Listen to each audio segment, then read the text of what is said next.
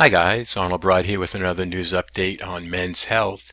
And in this issue we want to talk about erectile dysfunction and prediabetes.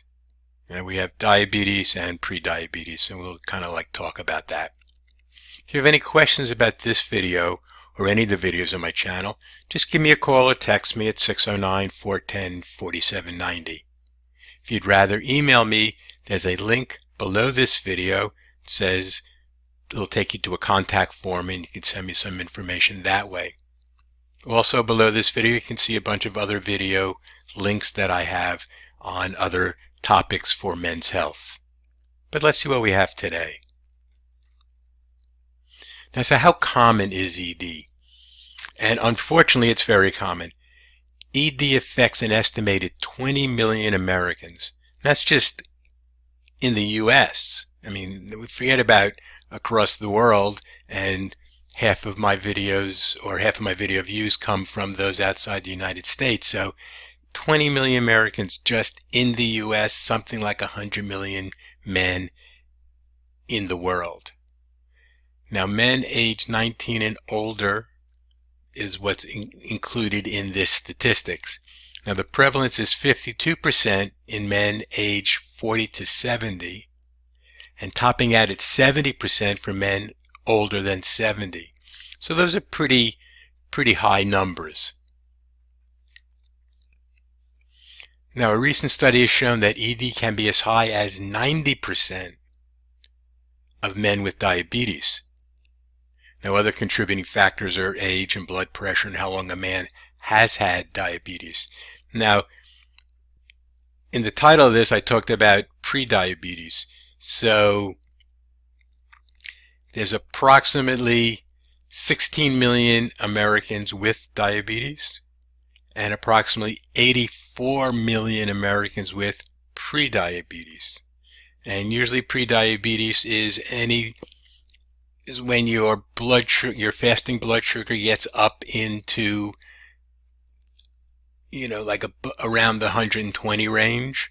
So that's where they start worrying about that number. So 100 million Americans have this, and figure men are about half of the population, and about another, half of them fall into the age groups that it can encompass ED. You're talking about a lot of people. Now, diabetes has a lot of potential complications, and so does prediabetes. It's just, more subtle.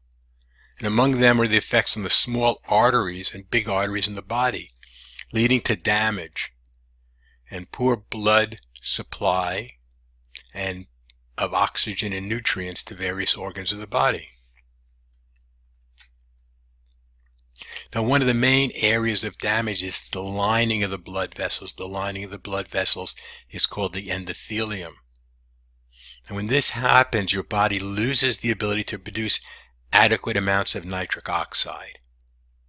When this happens, you lose the adequate blood flow needed for an erection.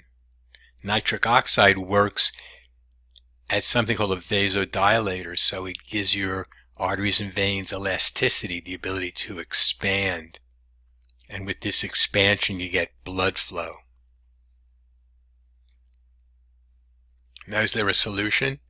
Now, whether you believe diabetes is reversible or not, and some people don't believe it's reversible, they don't think diet or exercise or anything is going to change it, and you're going to be stuck on medication, insulin shots, metformin, whatever, for the rest of your life. And whether you believe it's reversible or not, one of the most important things to do is to prevent, protect, and reverse the damage to the large and small arteries. And this can be done through something called nitric oxide therapy, which introduces nitric oxide into your system so that it heals the lining of your blood vessels. Now, if you'd like to see a really good video on nitric oxide therapy as a natural way to help with cardiovascular issues, high blood pressure, high cholesterol, and erectile dysfunction, there's a link below this video that will take you there. Really good video on nitric oxide therapy. If you have any questions about the nitric oxide therapy video, this video, or any of the videos on my channel, just give me a call or text me at 609-410-4790. I want to thank you for stopping by today and watching this video. Have a great day, and here's to your good health.